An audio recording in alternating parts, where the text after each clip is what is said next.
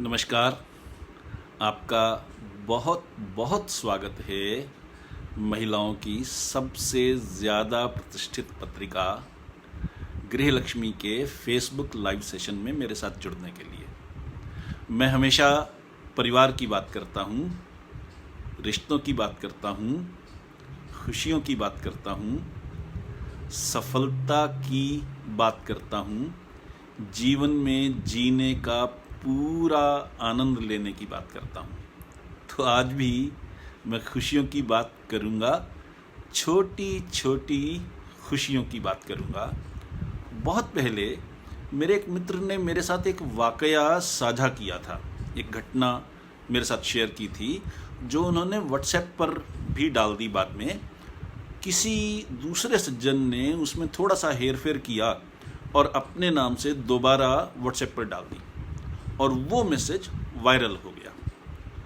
उस मैसेज में एक बहुत बड़ी सीख है, इसलिए मैं आपके साथ शेयर करना चाहता हूँ। हमारे शहर में बहुत सारे गार्डन हैं, लोग वहाँ सुबह सवेरे सुबह शाम सैर करते हैं।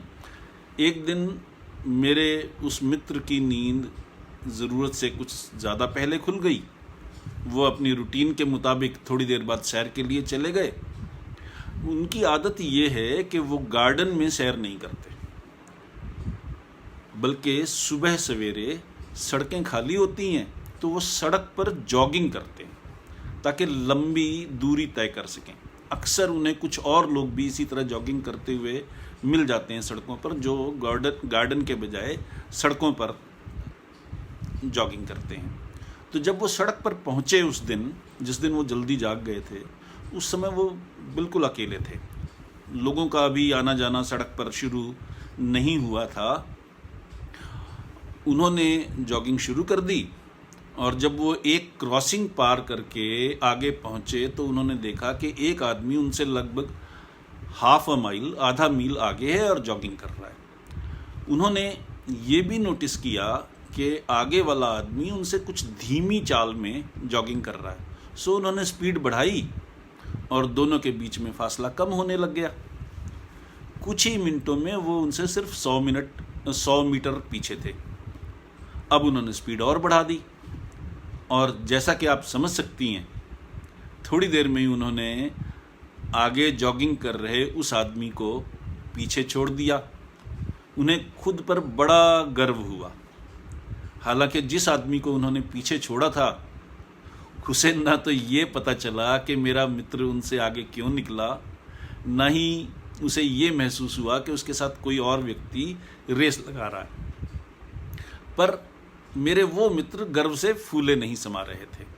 इसके बाद एक और संयोग हुआ और वो संयोग ये था कि अगले 4-5 दिन हर रोज़ मेरे मित्र ने उन्हीं सज्जन को जॉगिंग में पीछे छोड़ना शुरू कर दिया।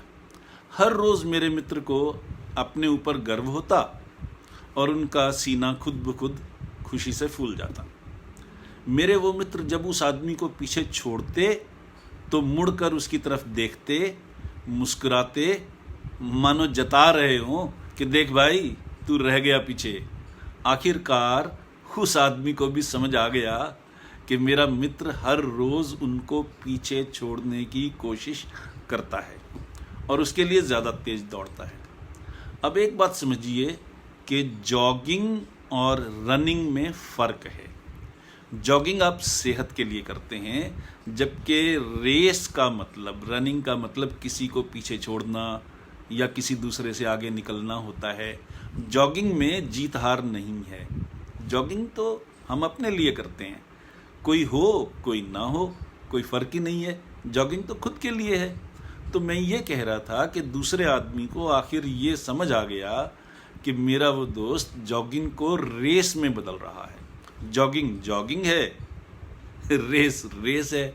दोनों में बेसिक डिफरेंस है, काम में भी और एटीट्यूड में भी। तो उस सज्जन ने एक दिन मेरे मित्र को रोक लिया, बड़े प्रेम से बातचीत की, अपना इंट्रोडक्शन दिया और मेरे मित्र को अपना इंट्रोडक्शन देने के लिए कहा। तो वो सज्जन जो जिनको मेरे दोस्त रोज़ हराया करते थे, वो एक बड़ी कंपनी के चेयरमैन निकले। उन सज्जन ने मेरे मित्र को जॉगिंग का रूट पूछा, उनसे पूछा आप रोज़ किस रूट पे जॉगिंग करते हो, और फिर उस रूट पर पड़ने वाली बिल्डिंग्स का जिक्र करना शुरू कर दिया। उस रूट पे जहाँ मेरे मित्र रोज़ जॉगिंग करते थे, वहाँ उन्होंने ये बताया ये बिल्डिंग है, ये बिल्डिंग है, ये बिल्डिंग। उन्होंने उन बिल्डिंग्स का जिक्र करना शुरू कर दिया। बीच में लगभग 1.5 सेक्टर ऐसे हैं जहाँ पर बिल्डिंग्स नहीं है रोड के किनारे, बल्कि पेड़ पौधे, फूल वगैरह हैं। जानती हैं आप क्या हुआ? मेरे मित्र कई सालों से उसी रूट पर जॉगिंग करते थे, लेकिन उन्होंने कभी भी उन बिल्डिंग्स पर ध्यान ही नहीं दिया था, पेड़ पौधों की तरफ, फूलों की तरफ देखा ही नहीं था। सिर्फ आगे चल रहे किसी आदमी को देखते, स्पीड बढ़ा देते, कभी आगे निकल जाते, कभी ना निकल पाते। कई सालों से ये हो रहा था। तो उनका ध्यान कभी भी साइड के पेड़ पौधों की तरफ, नेचर के उस गिफ्ट की तरफ नहीं गया जो नेचर ने हमें मुफ्त में दे रखा है। तो आज उन सज्जन के जिक्र से उनको समझ में आया कि इतनी सारी बिल्डिंग्स हैं, इतने तरह के ऑफिसेज हैं जो हमारी ज़िंदगी में काम आने वाले हैं, और इस जगह पे ये किस्म के पेड़ हैं, फूल हैं जो हमारी आंखों को खुश कर सकते हैं, हमें आनंद दे सकते हैं। पर वो जॉगिंग को रेस में बदलकर इतने मगन थे कि इन मुफ्त की खुशियों का आनंद लेना ही भूल गए थे। ये छोटी छोटी बातें, ये छोटी छोटी खुशियाँ हमारे जीवन में रंग भर देती हैं, बशर्ते कि हम उनकी तरफ ध्यान दें। खुश रहने वाले लोगों में और जीवन की दौड़ में जीवन गंवा देने वाले लोगों में बस यही फ़र्क है। ये फ़र्क समझ लेंगे तो खुशियाँ हमारी हैं, और इस फ़र्क को नहीं पहचाना तो सिर्फ दौड़ते रहेंगे और जॉगिंग को भी रेस बना लेंगे। एक बार फिर आपका बहुत बहुत स्वागत है हमारे प्रोग्राम महिलाओं की सुप्रसिद्ध पत्रिका गृहलक्ष्मी के फेसबुक पेज पर मेरे इस लाइव सेशन में। इस प्रोग्राम में हर हफ्ते रविवार को शाम 5 बजे एक नया टॉपिक लेकर हाजिर होते हैं। हमारा आज का टॉपिक है छोटी छोटी खुशियाँ। मैं हूँ पीके खुराना। मैं एक integrated success and happiness coach हूँ, यानी मैं यह ट्रेनिंग देता हूँ कि हम सफल कैसे हों और सफलता के साथ साथ सच्ची खुशी कैसे हासिल करें। Holistic success coupled with genuine happiness, या यूं कहिए कि सक्सेस ड्रिवन बाय हैप्पीनेस। और इस प्रोसेस में मैं दिल से, दिमाग से, आत्मा से कूड़ा चुन लेता हूँ। I am the rag picker of the soul. आपको मालूम ही है कि आप सबके लाभ के लिए गृहलक्ष्मी की ओर से इस प्रोग्राम को रिकॉर्ड भी किया जा रहा है, ताकि आप जब चाहें इसे दोबारा भी देख सकें, या फिर आप हमारे YouTube चैनल हैप्पीनेस गुरु पीके खुराना पर भी इसे देख सकती हैं। आप सब जानती हैं कि मैं पंजाबी हूँ। मेरे दादाजी पंजाब के उस हिस्से में रहते थे जो अब पाकिस्तान में है। विभाजन के समय वो इधर आए। उनके पास न पैसे थे न कोई और साधन था। अपनी मेहनत से उन्होंने दोबारा घर जमाया। मेरी दादी ने डट कर उनका साथ दिया। धीरे धीरे अमीरी आई। मेरे पिताजी की शादी होने तक घर में सुख सुविधा के सब साधन थे। जब मेरे बड़े भाई की शादी हुई तो पहली बार घर में मेड रखी गई। पहली बार ये हुआ कि अगर हम चाहें तो बर्तन मांजने, कपड़े धोने और घर की साफ सफाई का काम किसी मेड पर छोड़ सकते हैं। कपड़े प्रेस करवाने हो तो किसी धोबी को आउटसोर्स कर सकते हैं। पैसे खर्चो, काम हो जाएगा। पैसे खर्चो, काम हो जाएगा। फिर जब पति पत्नी दोनों नौकरी करने लगे तो कल्चर कुछ और बदल गई कि पैसे खर्चो, तो बच्चों की देखभाल हो जाएगी। बच्चे को किसी क्रच में छोड़ सकते हैं, प्ले स्कूल में छोड़ सकते हैं, टीवी पर कार्टून चैनल लगा सकते हैं, बच्चे को महंगे खिलौने दे सकते हैं, महंगी ड्रेस दे सकते हैं, जेब खर्ची बढ़ा सकते हैं, पढ़ाई के लिए ट्यूशन पर भेज सकते हैं, ट्यूटर रख सकते हैं, कोचिंग सेंटर में भेज सकते हैं, हॉस्टल में डाल सकते हैं, उसके लिए स्कूटर, मोटरसाइकिल या कार खरीद सकते हैं, उसे महंगा स्मार्टफोन लेकर दे सकते हैं। यानी अब हमने पेरेंटिंग भी एक तरीके से आउटसोर्स कर दी है। इससे सुख तो बहुत हैं, पर फाउंडेशन कमज़ोर होती जा रही है। बच्चे में वो अपनापन कम है, वो ओबीडियंस कम है, वो शर्म लिहाज कम है जो पहले हुआ करती थी। पर हम बच्चों की शिकायत करते हैं क्योंकि हमने पेरेंटिंग भी आउटसोर्स कर दी है। पैसे खर्चो, काम हो जाएगा। गलती हमारी है, शिकायत हम बच्चों की करते हैं। पेरेंटिंग आउटसोर्स करने का रिजल्ट ये है कि बच्चे हमसे दूर होते जा रहे हैं। आज आप क्या देखते हैं? क्लासें चल रही हैं, टीनेज बच्चों को कैसे संभालें? टीनेज बच्चों को संभालने के लिए ट्यूटर्स क्लासेस दे रहे हैं। क्यों ज़रूरत पड़ रही है इन क्लासेस की? सोचा है कभी आपने? क्योंकि पेरेंटिंग भी आउटसोर्स होती जा रही है। हम करियर की धुन में, पैसे कमाने के धुन में ऐसे खो जाएं कि बच्चों के लिए समय ही ना रहे, तो यही होगा। मैं समझता हूँ कि मजबूरी है, रोजी रोटी के लिए कमाना ज़रूरी है, टाइम लगाना ज़रूरी है, एक्स्ट्रा टाइम लगाना ज़रूरी है, पर क्या हम बैलेंसिंग कर सकते हैं? क्या हमने इसकी तरफ ध्यान देने की कोशिश की है? मेरा पोता है, मेरा ग्रैंडसन अगले महीने 1 साल का हो जाएगा।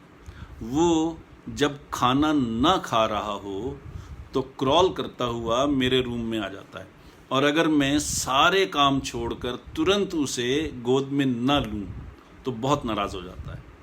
इतनी ज़ोर से रोता है वो बदमाश कि सारी गली को पता चल जाता है कि दादाजी ने कोई क्राइम कर दिया। मेरी ग्रैंड डॉटर अब 9 साल की है। आज भी उसे कुछ कहना हो, कुछ फेवर लेना हो, तो वो अपने मम्मी पापा से भी पहले अपने चाचा चाची के पास जाती है। अपनी आधी बातें वो चाचा चाची के थ्रू मनवाती है, या उसके चाचा चाची ही उसकी डिमांड पूरी कर देते हैं। हमने रिश्तों को आउटसोर्स नहीं होने दिया। आप चाहे जॉइंट फैमिली में हो या सिर्फ पति पत्नी में, बच्चों के लिए समय निकालिए। वो आपकी पूंजी हैं, वो आपका बैंक बैलेंस हैं, वो आपकी एफडी हैं। उनकी छोटी बड़ी बातें सुनिए, उनकी छोटी बड़ी बातों का आनंद लीजिए। छोटी छोटी खुशियाँ वहीं से बड़ी बनेंगी। खुश रहने का क्या तरीका है? खुश रहने का तरीका है कि खुश रहा जाए। जापान में एक संत हुए हैं जिनकी मूर्तियाँ और तस्वीरें भारत में भी बहुत से घरों में देखने को मिल जाएंगी। भारतवर्ष में हम उन्हें लाफिंग बुद्धा के नाम से जानते हैं। वो संत क्या करते थे? अपनी कुटिया से निकलना, बाजार जाना और किसी जगह पर, भीड़ भाड़ वाली जगह पर खड़े हो जाना और हंसने लग जाना।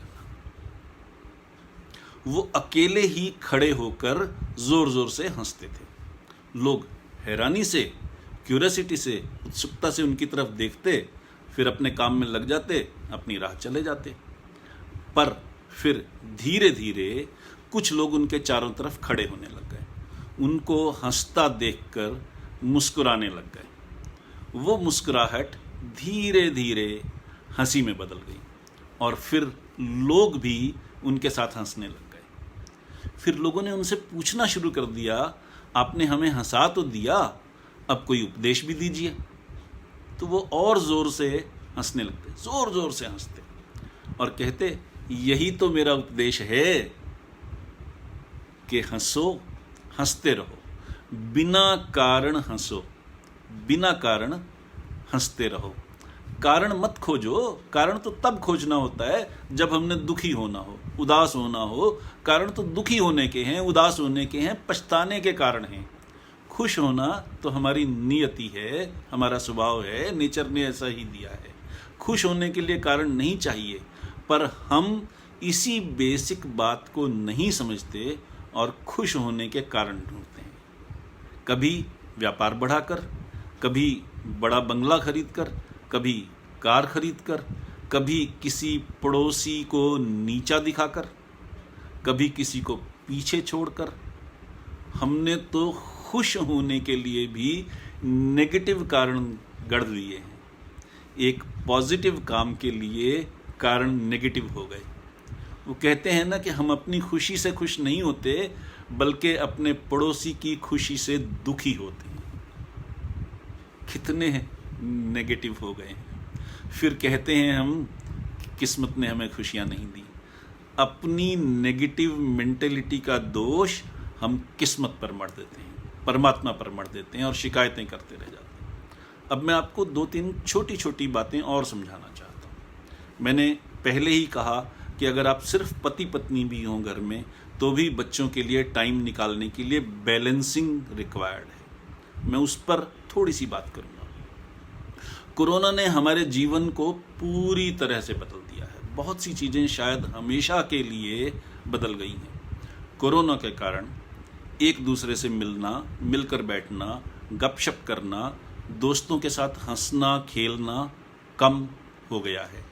बाहर निकलना कम हो गया है, बाजार जाना कम हो गया है। यहाँ तक के बहुत से डॉक्टर भी अपने पेशेंट्स को अब सिर्फ ऑनलाइन ही देखते हैं और दवाई बता देते हैं। स्कूल कॉलेज बंद हैं, एग्ज़ाम नहीं हो रहे हैं। इसके साथ ही नौकरियों में और व्यापार में बहुत बड़ा चेंज आया है। वर्क फ्रॉम होम अब नॉर्मल है, रूटीन है और अगले कई साल तक बहुत सी कंपनियां अपने एम्प्लॉय से वर्क फ्रॉम होम के तरीके से ही काम लेंगी।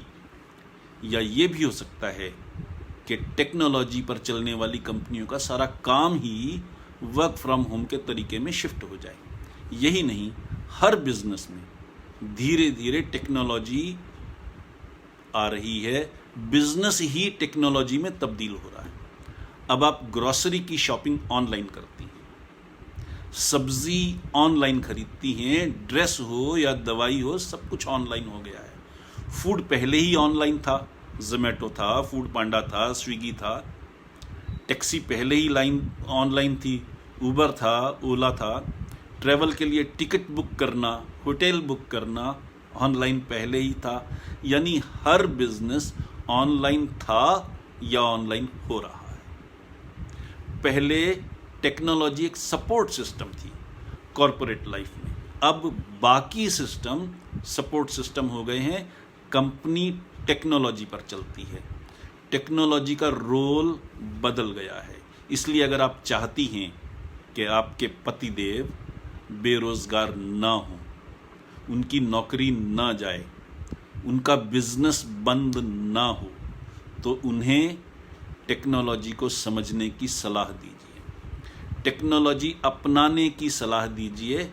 अब बहुत कुछ सिर्फ ऑनलाइन होगा। कोरोना रहे या ना रहे, शॉपिंग ऑनलाइन होगी, पढ़ाई ऑनलाइन होगी। आप भी ऑनलाइन अपनाइए।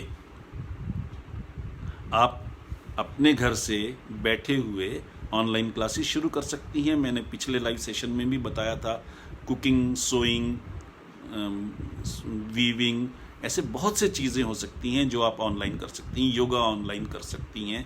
बहुत सारी चीज़ें आप ऑनलाइन क्लासेस घर बैठे कर सकती हैं अगर टेक्नोलॉजी को आप भी अपना लें।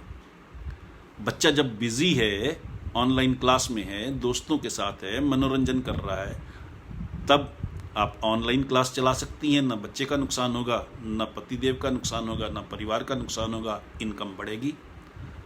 पतिदेव का साथ बनिए, पैसे कमाइए इस तरीके से कि खाली टाइम भी रहे परिवार के लिए, बच्चों के लिए, पतिदेव के लिए टाइम रहे ये बात मैं दोहरा कर इसलिए कह रहा हूँ कि आपकी खुशियाँ इस बात पर मयस्सर हैं कि आप टेक्नोलॉजी की महत्ता को समझें।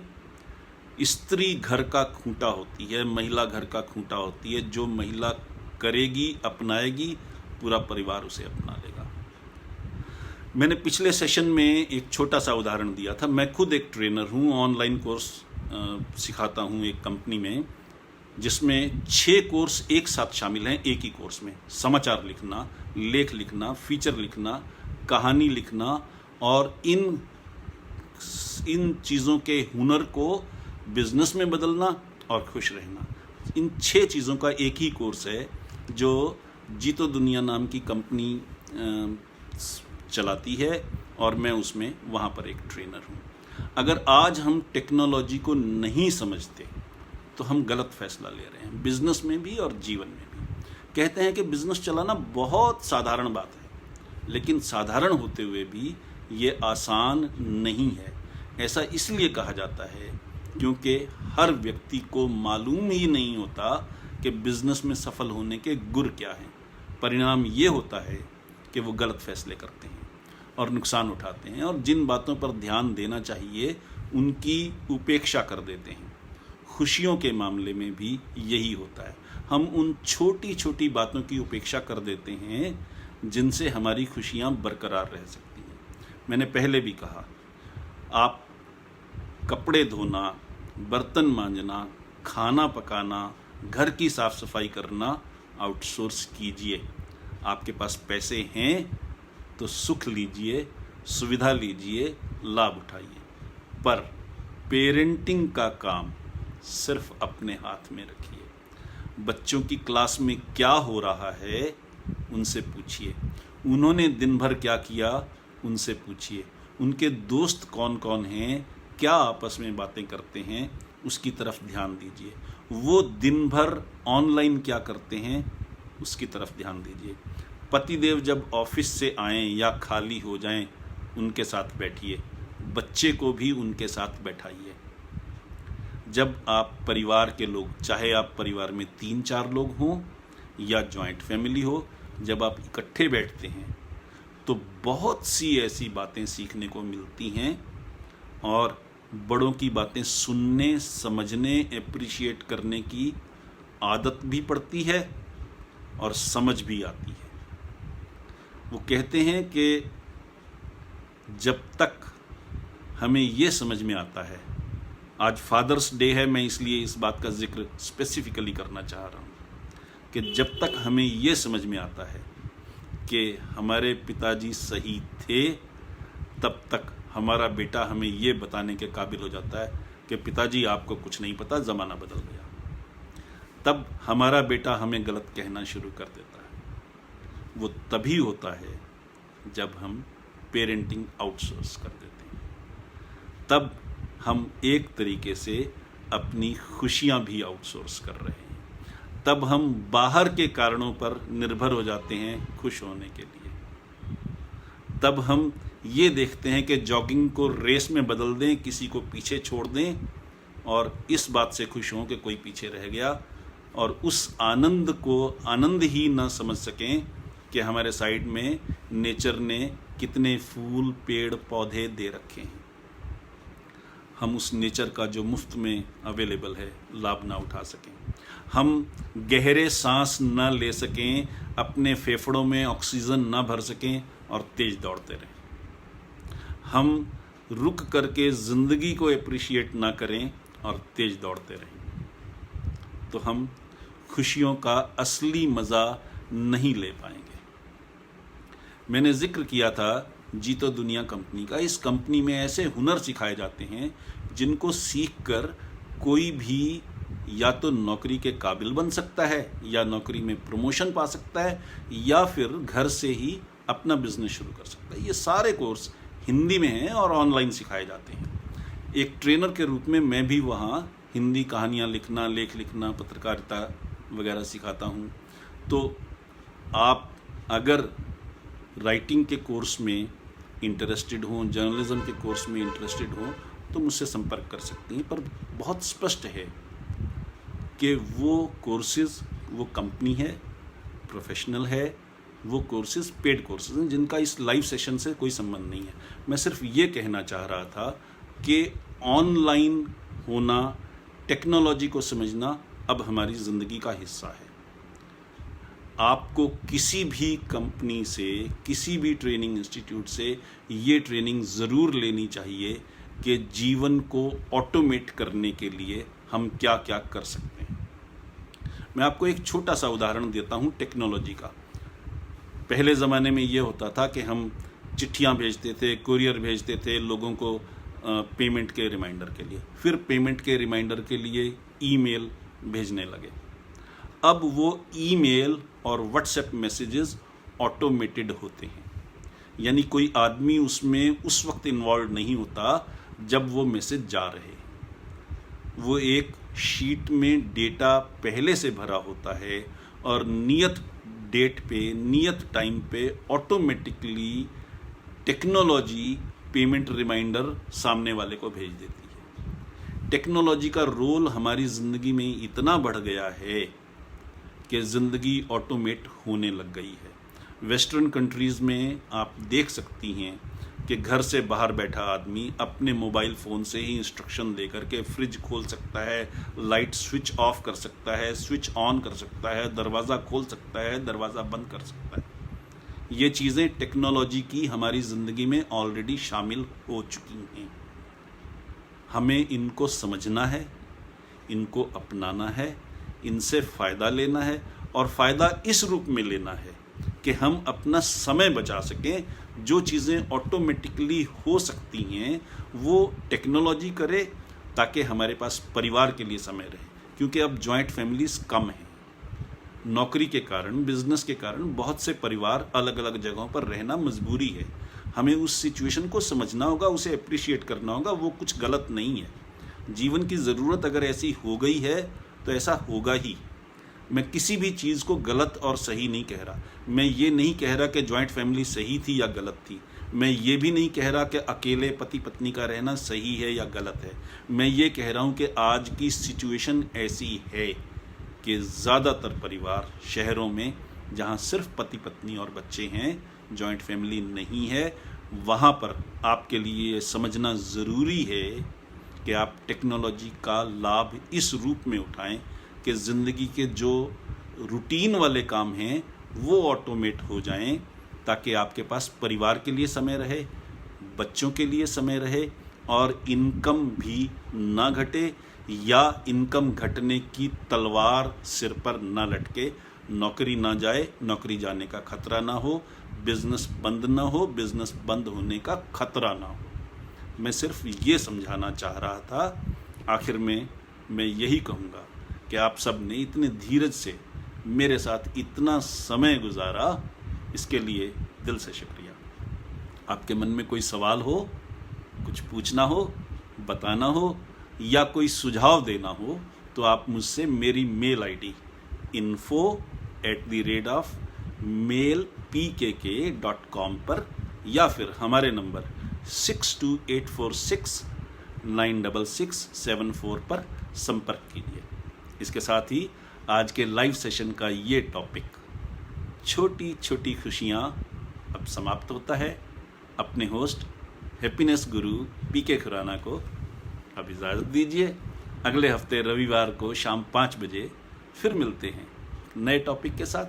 तब तक के लिए खुश रहिए, स्वस्थ रहिए, जीवन का आनंद लीजिए। नमस्कार।